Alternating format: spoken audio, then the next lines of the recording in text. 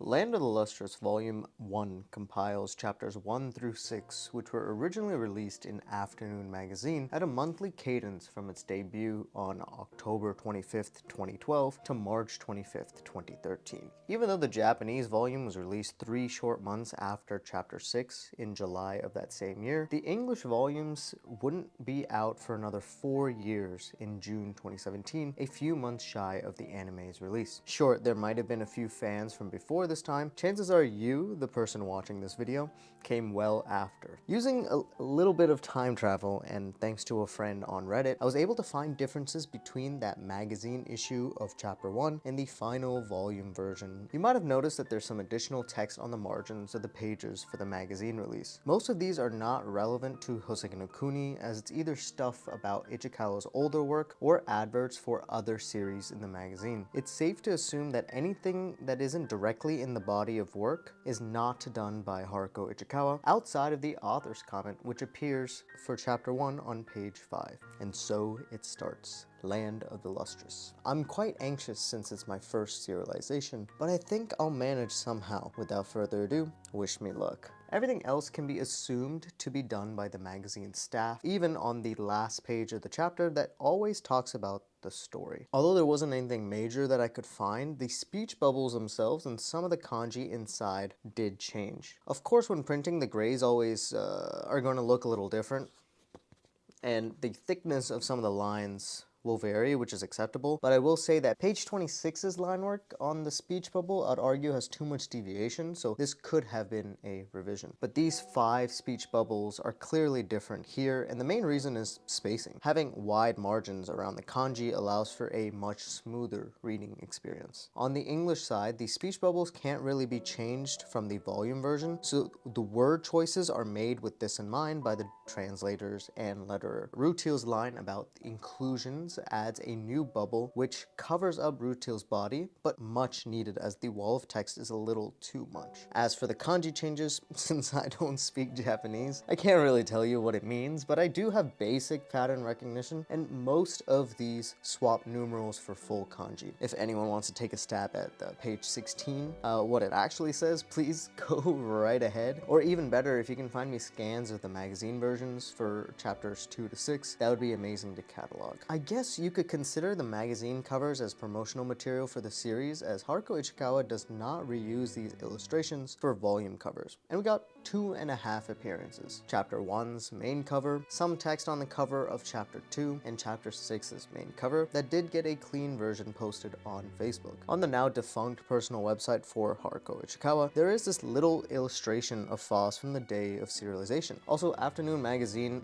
has a Twitter account that shares various information about the series as well. The ones relevant to this volume in particular includes the fact that Ichikawa had not done a cover design until her manga started in 2012. But the biggest form of promotion is via YouTube to commensurate the first volume's release. This is very commonly mistaken for an anime PV, but this was made 2 years before the Toho producer Takai even pitched the idea for the anime to series director Takehiko in 2015. I've talked about how this PV differs across mediums before 3 years ago, but I was able to dig up some new production materials on Studio Hibari by director Akio Ohashi and the character designer Aya Kano. The PV within 2 weeks of release garnered about 80k views, and at this time of recording has about 1.2 mil. Ichikawa actually helped with drawing 2 particular pieces for this PV to expand scenes from the original volume. First is a full character sheet on the Lunarians and the weapons that were used so that the movement of these attacks are more accurate in the animation, as panels don't really move. Maybe this is why we do end up getting a close-up shot of the Lunarians in the first chapter cover in the second volume. The second is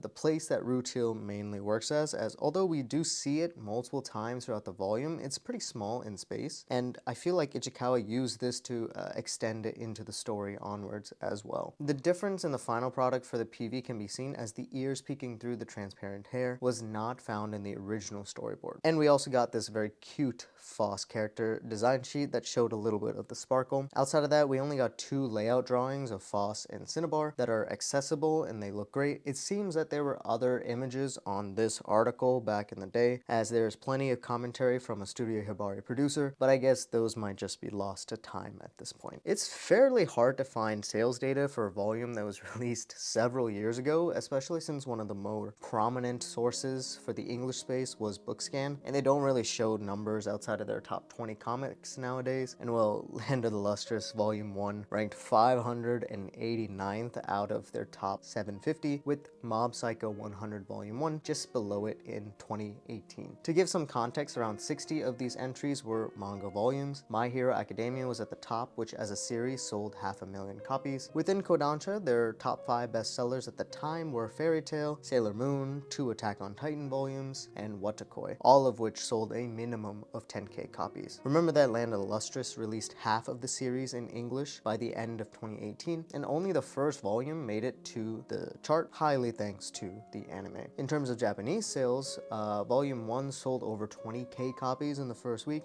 and gained around another 10k by the end of the month in 2013. The volume cover consists of several prominent characters and a little floss gemstone on the spine, glittered with that hollow foil throughout, and an inside cover that shows off the gems kind of stripped down, the obsidian swords removed, and the little slug replaced with the clipboard found in chapter 1. The same inside cover is featured in the English version of volume 5 as additional material. I also have a French volume 1 that has the beautiful hollow foil. The dust covers are a little bit longer and slightly more see-through compared to the Japanese counterpart. As you can see, the inside cover slightly. Due to the sizing differences, the English back cover has a full image of Kongo. Cinnabar disappears as dust jackets aren't really part of the release, and the lines of the obsidian swords don't really follow as well as the original. And of course, no hollow foil. If you're a fan of the series and want special editions or maybe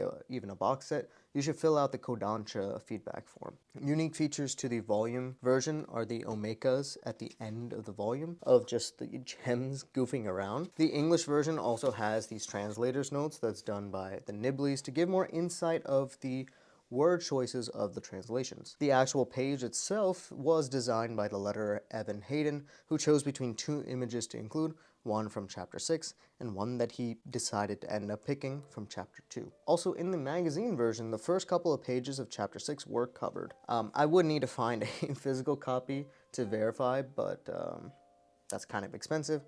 But you can tell that the textures of these initial panels are completely different to a true black and white version. Last but not least, a Shikishi board dated back to 2013 that has a unique illustration of Foss and Ichikawa's signature. Fan from Reddit included a replica pin when sending me a custom-made sweater, which is super cool. The thumbnail for this video is done by the beautiful Shima, which was featured throughout Poznan, Poland for a YouTube promotion for the channel a couple months ago. So if you want to pick up a copy of that or the pin, you can find it on my eBay store. But Shima also has a webtoon that is inspired by this amazing series, and although I've known about it for years, I still haven't read it, so I'm a fraud.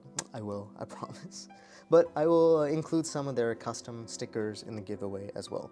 Also, this isn't a sponsorship or anything, but I did get gifted this by the artist Pecco for their Rizzo print zine or magazine that they had called Foreign Bodies.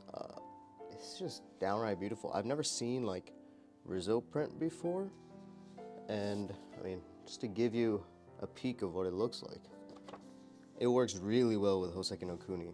And if you want to pick something like this up, I believe one of their pre-orders is done at this point because I took so long to put out this video, but you can find it on their Etsy store, and I'll link all of that below. The winner for Volume 13's giveaway is this person, so congrats, and you can fill out the Google form for this one to win a custom promo card by Manuel Vivian. I'll see you guys in the next one. Peace.